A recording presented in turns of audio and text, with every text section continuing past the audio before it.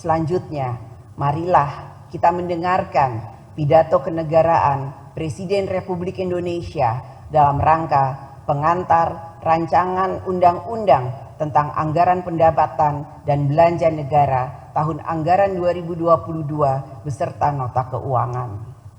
Kepada Saudara Presiden, kami persilahkan menyampaikan pidato kenegaraan Presiden Republik Indonesia dalam rangka pengantar rancangan undang-undang tentang anggaran pendapatan dan belanja negara tahun anggaran 2022 beserta nota keuangannya. Bismillahirrahmanirrahim. Assalamualaikum warahmatullahi wabarakatuh. Selamat siang, salam sejahtera bagi kita semuanya. Om Swastiastu, Namo Buddhaya, salam kebajikan.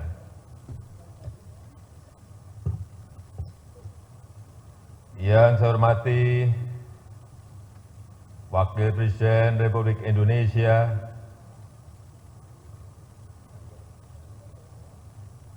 yang saya hormati Ketua, Pimpinan dan anggota Dewan Perwakilan Rakyat Republik Indonesia, yang saya hormati Ketua, Pimpinan dan anggota Dewan Perwakilan Daerah Republik Indonesia, yang saya hormati pimpinan dan anggota lembaga-lembaga negara,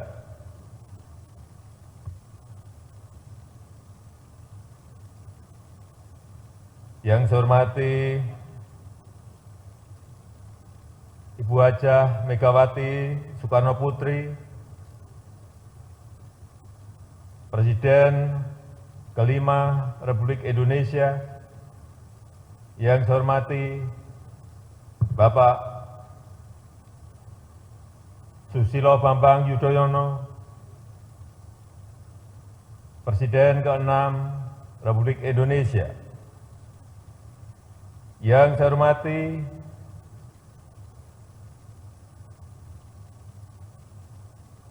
para Menteri Kabinet Indonesia Maju, Kepala Lembaga Pemerintahan, Panglima TNI, Kapolri, dan Jaksa Agung, yang saya hormati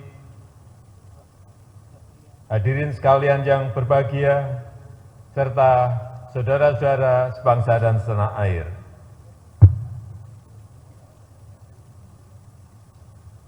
Sampai saat ini, pandemi COVID-19 masih belum berakhir. Di tahun 2022, kita masih akan dihadapkan pada ketidakpastian yang tinggi. Kita juga harus bersiap menghadapi tantangan global lainnya, seperti ancaman perubahan iklim, peningkatan dinamika geopolitik, serta pemulihan ekonomi global yang tidak merata. Karena itu, APBN tahun 2022 harus antisipatif, harus responsif, dan fleksibel merespon ketidakpastian. Namun, tetap mencerminkan optimisme dan kehati-hatian. APBN berperan sentral untuk melindungi keselamatan masyarakat dan sekaligus sebagai motor pengungkit pemulihan ekonomi. Sejak awal pandemi, kita telah menggunakan APBN sebagai perangkat kontrasiklus, mengatur keseimbangan rem dan gas, mengendalikan penyebaran COVID-19, melindungi masyarakat yang rentan, dan sekaligus mendorong kelangsungan dunia usaha. Strategi ini membuahkan hasil. Mesin pertumbuhan yang tertahan di awal pandemi sudah mulai bergerak. Di kuartal kedua 2021 kita mampu tumbuh 7,07% year on year dan tingkat inflasi yang terkendali di angka 1,52% year on year. Capaian ini harus terus dijaga momentumnya. Reformasi struktural harus terus diperkuat. Undang-Undang Cipta Kerja, Lembaga Pengelola Investasi (INA), dan sistem OSS berbasis risiko adalah lompatan kemajuan yang dampaknya bukan hanya pada peningkatan produktivitas, peningkatan daya saing investasi, dan peningkatan ekspor, tapi juga pada penciptaan lapangan kerja yang berkualitas dan pemulihan ekonomi yang berkelanjutan.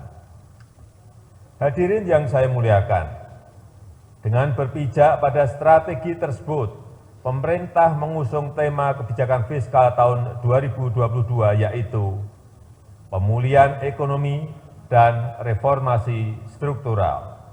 Pemulihan sosial ekonomi akan terus dimantapkan sebagai penguatan fondasi untuk mendukung pelaksanaan reformasi struktural secara optimal. Reformasi struktural merupakan hal yang sangat fundamental untuk pemulihan dan akselerasi pertumbuhan ekonomi pasca pandemi. Karena Indonesia bukan hanya harus tumbuh, tapi tumbuh dengan cepat dan berkelanjutan. Untuk itu, produktivitas harus ditingkatkan. Produktivitas akan bisa meningkat bila kualitas SDM membaik. Diperkuat oleh konektivitas yang semakin merata, pembangunan infrastruktur yang dipercepat, termasuk infrastruktur digital, energi, dan pangan untuk mendorong industrialisasi, serta dukungan ekosistem hukum dan birokrasi yang kondusif bagi dunia usaha. Ketua, pimpinan, dan anggota Dewan yang saya hormati, dengan berpijak pada kebijakan reformasi struktural, serta memperhitungkan dinamika pandemi COVID-19 di Indonesia, asumsi indikator ekonomi makro yang kami pergunakan di tahun 2022 adalah sebagai berikut. Pertumbuhan ekonomi tahun 2022 diperkirakan pada kisaran 5,0% sampai 5,5%. Kita akan berusaha maksimal mencapai target pertumbuhan di batas atas, yaitu 5,5%. Namun, harus tetap waspada karena perkembangan COVID-19 masih sangat dinamis. Kita akan menggunakan seluruh sumber daya, analisis ilmiah, dan pandangan para ahli untuk terus mengendalikan pandemi COVID-19. Dengan demikian, pemulihan ekonomi dan kesejahteraan sosial dapat dijaga serta terus dipercepat dan diperkuat. Tingkat pertumbuhan ekonomi ini juga menggambarkan proyeksi pemulihan yang cukup kuat, didukung oleh pertumbuhan investasi dan ekspor sebagai dampak pelaksanaan reformasi struktural. Namun, kewaspadaan tetap diperlukan, mengingat ketidakpastian global dan domestik dapat menyumbang risiko-risiko bagi pertumbuhan ekonomi ke depan. Inflasi akan tetap terjaga pada tingkat 3%, menggambarkan kenaikan sisi permintaan, baik karena pemulihan ekonomi maupun perbaikan daya beli masyarakat. Rupiah diperkirakan bergerak pada kisaran Rp14.350 per US dollar. Dan suku bunga surat utang negara 10 tahun diperkirakan sekitar 6,82%, mencerminkan fundamental ekonomi Indonesia dan pengaruh dinamika global. Harga minyak mentah Indonesia (ICP) diperkirakan akan berkisar pada 63 US dollar per barel. Lifting minyak, gas, dan bumi diperkirakan masing-masing mencapai 703.000 barel dan 1.036.000 barel setara minyak per hari.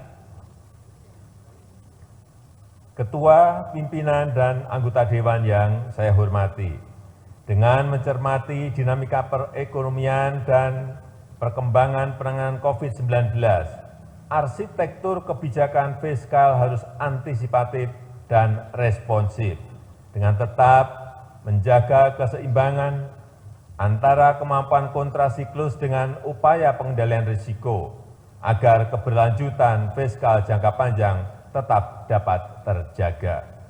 Karena itu, konsolidasi dan reformasi fiskal harus terus dilakukan secara menyeluruh, bertahap, dan terukur, meliputi penguatan sisi penerimaan negara dan perbaikan sisi belanja, serta pengelolaan pembiayaan yang prudent, yang hati-hati, untuk mewujudkan pengelolaan fiskal yang lebih sehat, berdaya tahan, dan mampu menjaga stabilitas perekonomian ke depan. Konsolidasi fiskal tahun 2022 akan lebih fokus untuk mendukung pelaksanaan reformasi struktural, terutama akselerasi pembangunan SDM melalui reformasi bidang kesehatan, perlindungan sosial, dan pendidikan. Reformasi struktural juga diarahkan untuk perbaikan fondasi ekonomi melalui reformasi regulasi dan birokrasi serta dukungan sektoral yang mendorong pertumbuhan. Pemerintah juga melanjutkan komitmen menurunkan kemiskinan, terutama penghapusan kemiskinan ekstrem dan mengurangi ketimpangan sosial. Reformasi fiskal juga terus dijalankan melalui optimalisasi pendapatan, penguatan belanja berkualitas, serta inovasi pembiayaan. Upaya optimalisasi pendapatan ditempuh melalui penggalian potensi, perluasan basis perpajakan, peningkatan kepatuhan wajib pajak, dan optimalisasi pengelolaan aset serta inovasi layanan.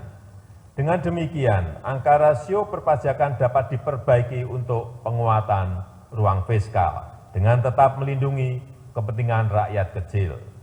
Upaya penguatan belanja berkualitas dilakukan melalui pengendalian belanja agar lebih efisien, lebih produktif, dan menghasilkan multiplier efek yang kuat terhadap perekonomian, serta efektif untuk mendukung program prioritas dan peningkatan kesejahteraan masyarakat. Inovasi di sisi pembiayaan difokuskan untuk mendorong pembiayaan yang fleksibel dan kehati-hatian melalui kerjasama pemerintah dan badan usaha yang lebih terintegrasi dalam pembiayaan infrastruktur, penguatan peran lembaga pengelola investasi, serta pendalaman pasar obligasi negara. Selain itu, kebijakan fiskal tahun 2022 juga diarahkan untuk memberikan fondasi yang kokoh untuk konsolidasi fiskal menuju ke defisit maksimal 3% terhadap produk domestik bruto pada tahun 2023. Ketua, pimpinan, dan anggota Dewan yang saya hormati, pada tahun 2022 pemerintah merencanakan kebijakan fiskal yang tetap ekspansif guna mendukung percepatan pemulihan sosial ekonomi, namun juga konsolidatif untuk menyehatkan APBN dengan penguatan reformasi struktural. Karena itu, pemerintah menyampaikan 6 fokus utama dalam kebijakan APBN tahun 2022. Pertama, melanjutkan upaya pengendalian COVID-19 dengan tetap memprioritaskan sektor kesehatan. Kedua, menjaga keberlanjutan program perlindungan sosial bagi masyarakat miskin dan rentan. Ketiga, memperkuat agenda peningkatan SDM yang unggul, berintegritas, dan berdaya saing. Yang keempat, melanjutkan pembangunan infrastruktur dan meningkatkan kemampuan adaptasi teknologi. Kelima, penguatan desentralisasi fiskal untuk peningkatan dan pemerataan kesejahteraan antar daerah. Keenam, melanjutkan reformasi penganggaran dengan menerapkan zero-based budgeting untuk mendorong agar belanja lebih efisien, memperkuat sinergi pusat dan daerah, fokus terhadap program prioritas dan berbasis hasil, serta antisipat terhadap kondisi ketidakpastian. Hadirin yang saya muliakan, belanja negara dalam RAPBN 2022 direncanakan sebesar Rp2.708,7 triliun yang meliputi belanja pemerintah pusat sebesar Rp1.938,3 triliun serta transfer ke daerah dan dana desa sebesar Rp770,4 triliun. Anggaran kesehatan direncanakan sebesar Rp255,3 triliun atau 9,4% dari belanja negara. Anggaran tersebut akan diarahkan untuk melanjutkan penanganan pandemi, reformasi sistem kesehatan, dan percepatan penurunan stunting, serta kesinambungan program JKN.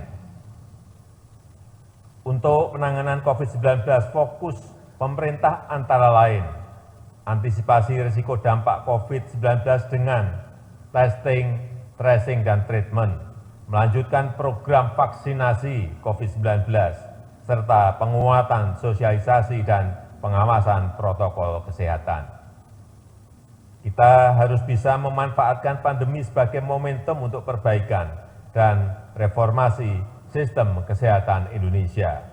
Kita harus mampu membangun produksi vaksin sendiri dan mendorong berkembangnya industri farmasi yang kuat dan kompetitif. Kita juga harus membenahi fasilitas layanan kesehatan dari hulu sampai hilir, dari pusat hingga ke daerah, transformasi layanan primer, layanan rujukan, peningkatan ketahanan kesehatan, peningkatan kualitas dan redistribusi tenaga kesehatan, serta pengembangan teknologi informasi dalam layanan kesehatan. Pemerintah juga menjaga kesinambungan program JKN serta meningkatkan kualitas layanan JKN. Selanjutnya, percepatan penurunan stunting dilakukan melalui perluasan cakupan seluruh kabupaten kota di Indonesia dengan penguatan sinergi berbagai institusi. Anggaran perlindungan sosial dialokasikan sebesar Rp427,5 triliun untuk membantu masyarakat miskin dan rentan memenuhi kebutuhan dasarnya, dan dalam jangka panjang diharapkan akan mampu memotong rantai kemiskinan.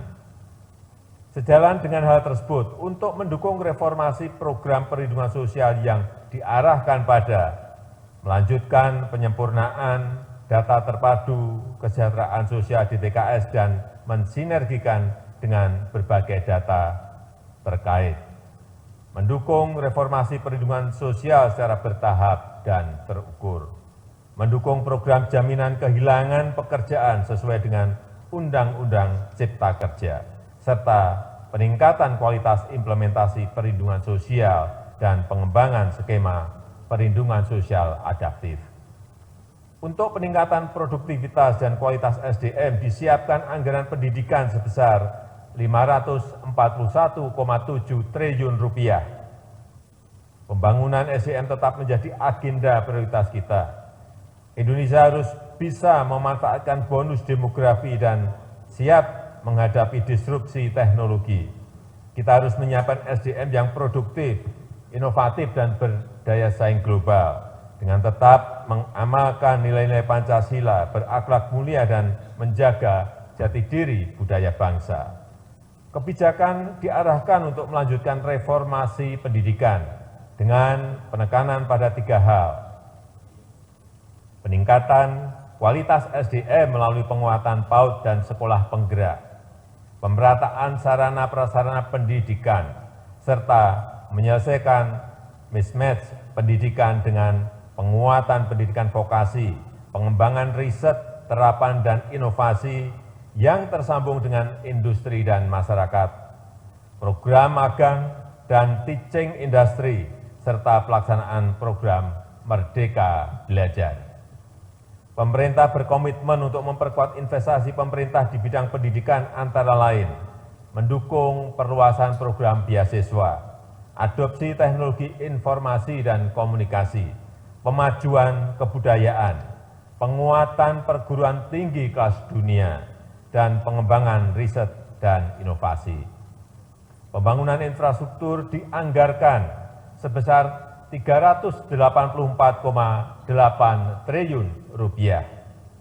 Pembangunan infrastruktur diarahkan untuk mendukung penguatan penyediaan layanan dasar, mendukung peningkatan produktivitas melalui infrastruktur konektivitas dan mobilitas, menyediakan infrastruktur energi dan pangan yang terjangkau Anda dan memperhatikan aspek lingkungan, serta pemerataan infrastruktur dan akses teknologi informasi dan komunikasi.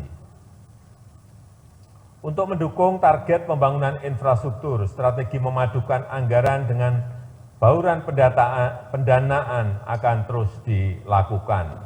Skema KPBU menjadi mode pembiayaan yang terus ditawarkan. Bauran pendanaan antara kementerian, lembaga, BUMN, dan swasta akan terus diperkuat. Pada tahun 2022, anggaran transfer ke daerah dan dana desa direncanakan sebesar 770,4 triliun rupiah yang akan difokuskan pada meningkatkan kualitas belanja daerah agar terjadi percepatan dalam peningkatan dan pemerataan kesejahteraan, melanjutkan kebijakan penggunaan DTU untuk peningkatan kualitas infrastruktur publik daerah, pemulihan ekonomi di daerah, pembangunan SDM pendidikan, dan penambahan belanja kesehatan prioritas. Meningkatkan efektivitas penggunaan DTK melalui penyaluran DAK fisik berbasis kontrak dan DAK non-fisik untuk mendorong peningkatan capaian output dan outcome serta mendukung perbaikan kualitas layanan. Melanjutkan penguatan sinergi perencanaan penganggaran melalui peningkatan harmonisasi belanja kementerian, lembaga, dan TKDD, serta memprioritaskan pembangunan dana desa untuk pemulihan ekonomi di desa melalui program perlindungan sosial dan kegiatan penanganan COVID-19 serta mendukung sektor-sektor prioritas. Pemerintah juga akan terus melakukan penguatan quality control terhadap TKDD agar terjadi perbaikan dan pemerataan layanan publik di seluruh pelosok tanah air, serta untuk memastikan program prioritas nasional yang dilakukan pemerintah daerah berjalan efisien, efektif, transparan, dan berkeadilan. Penajaman juga kita lakukan dalam pengelolaan dana otonomi khusus Papua dan Papua Barat. Lahirnya Undang-Undang Nomor 2 Tahun 2021 membawa angin segar perubahan pengelolaan dana otonomi khusus yang lebih baik. Perpanjangan dan peningkatan besaran dana otsus menjadi 2,25% dari plafon dana alokasi umum nasional, disertai dengan perbaikan dan penajaman kebijakan dalam skema pengalokasian, penyaluran, dan tata kelola dana otsus. Upaya itu diharapkan memberikan dampak signifikan bagi peningkatan kesejahteraan masyarakat di tanah Papua. Berbagai kebijakan belanja negara secara keseluruhan diharapkan dapat mendorong tercapainya sasaran pembangunan pada tahun 2022, yakni tingkat pengangguran terbuka 5,5 sampai dengan 6,3%. Tingkat kemiskinan di kisaran 8,5 sampai dengan 9,0%, dengan penekanan pada penurunan kemiskinan ekstrem. Tingkat ketimpangan rasio Gini di kisaran 0,376 sampai dengan 0,378, serta indeks pembangunan manusia di kisaran 73,41 sampai dengan 73,46. Ketua, pimpinan, dan para anggota Dewan yang saya hormati, untuk mencapai sasaran pembangunan di atas diperlukan peningkatan pendapatan negara pada tahun 2022 menjadi sebesar 1.840,7 triliun rupiah, yang terdiri dari penerimaan perpajakan sebesar 1.506,9 triliun rupiah, dan penerimaan negara bukan pajak (PNBP) sebesar Rp333,2 triliun. Mobilisasi pendapatan negara dilakukan dalam bentuk optimalisasi penerimaan pajak maupun reformasi pengelolaan PNBP. Untuk memperkuat kemandirian dalam pembiayaan pembangunan, kita perlu meneruskan reformasi perpajakan. Reformasi perpajakan bertujuan untuk menciptakan keadilan bagi seluruh rakyat Indonesia. Reformasi perpajakan tersebut dilakukan melalui perluasan basis pajak, peningkatan kepatuhan, serta perbaikan tata kelola dan administrasi perpajakan dalam rangka meningkatkan rasio perpajakan. Selain itu, pemberian berbagai insentif perpajakan yang tepat dan terukur diharapkan mampu mendorong percepatan pemulihan dan peningkatan daya saing investasi nasional serta memacu transformasi ekonomi. Sementara itu, untuk peningkatan PNBP terus dilakukan melalui perbaikan proses perencanaan dan pelaporan PNBP dengan menggunakan teknologi informasi yang terintegrasi, penguatan tata kelola dan pengawasan PNBP, optimalisasi pengelolaan aset, intensifikasi penagihan dan penyelesaian piutang PNBP, serta mendorong inovasi layanan dengan tetap menjaga kualitas dan keterjangkauan layanan. Ketua, pimpinan, dan para anggota Dewan yang terhormat, defisit anggaran tahun 2022 direncanakan sebesar 4,85% terhadap PDB atau Rp868 triliun. Rencana defisit tahun 2022 memiliki arti penting sebagai langkah untuk mencapai konsolidasi fiskal. Mengingat tahun 2023 defisit anggaran diharapkan dapat kembali ke level paling tinggi 3% terhadap produk domestik bruto. Defisit anggaran tahun 2022 akan dibiayai dengan memanfaatkan sumber-sumber pembiayaan yang aman dan dikelola secara hati-hati dengan menjaga keberlanjutan fiskal. Komitmen untuk menjaga keberlanjutan fiskal dilakukan agar tingkat utang dalam batas yang terkendali. Hadirin yang saya muliakan, demikianlah keterangan pemerintah atas rancangan undang-undang tentang anggaran, pendapatan, dan belanja negara tahun anggaran 2022 beserta nota keuangannya. Besar harapan kami, pembahasan RAPBN tahun 2022 dapat dilakukan secara konstruktif demi mewujudkan Indonesia maju berdasarkan Pancasila dan Undang-Undang Dasar 1945. Semoga Allah Subhanahu wa Ta'ala senantiasa memberikan rahmat dan ridho-Nya bagi kita semuanya dalam melaksanakan tugas dan amanah seluruh rakyat Indonesia. Dirgahayu Republik Indonesia, Dirgahayu Negeri Pancasila, Merdeka! Terima kasih. Wassalamualaikum warahmatullahi wabarakatuh. Om Santi Santi Santi Santi Om Namo Buddhaya.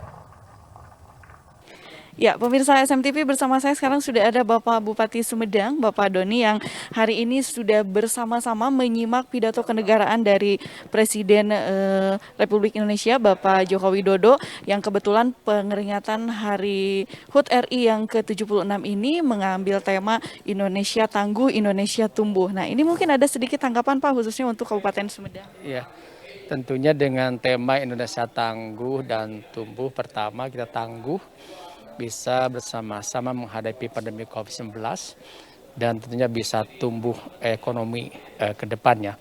Untuk itulah dengan memperingati HUT RI ke-76 di masa pandemi ini, bagi kita harus senantiasa mengambil pelajaran akan hikmah di balik peristiwa pandemi COVID. Ada pelajaran bagi kita untuk terus optimis menatap masa depan, dan tentunya momentum kemerdekaan ini menjadikan sebuah wahana untuk bersatu padu kita bersama-sama saling menguatkan untuk menghadapi pandemi COVID-19 dan juga untuk memulihkan ekonomi di negara kita terus Kabupaten Sumedang. Ya, pemirsa SMTV masih bertempat di ruang rapat paripurna DPRD Kabupaten Sumedang yang baru saja kita sudah simak bersama bagaimana pidato kenegaraan Presiden Republik Indonesia Bapak Haji Joko Widodo, dan sidang paripurna dipimpin langsung oleh Ketua DPRD Bapak Irwan Saputra. Bapak nih, bagaimana tanggapannya untuk tema HUT RI yang sekarang Indonesia Tangguh, Indonesia Tumbuh, khususnya untuk Kabupaten Sumedang? Ya, tentunya ada makna ya sebelum kenapa pemerintah kita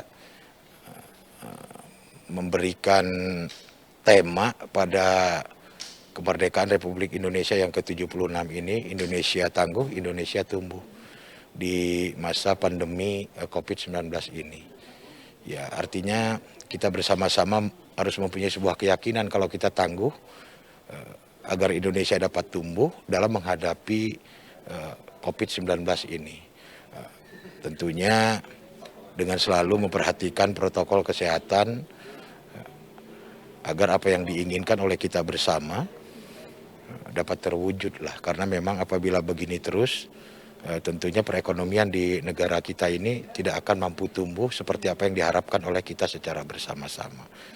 Ya, tadi Pak Presiden juga mengatakan kita nggak bisa bekerja sendiri, kita harus bekerja bersama-sama, bergotong royong agar kita dapat segera keluar dari wabah COVID-19 ini. Dirgahayu Republik Indonesia yang ke-76. Merdeka!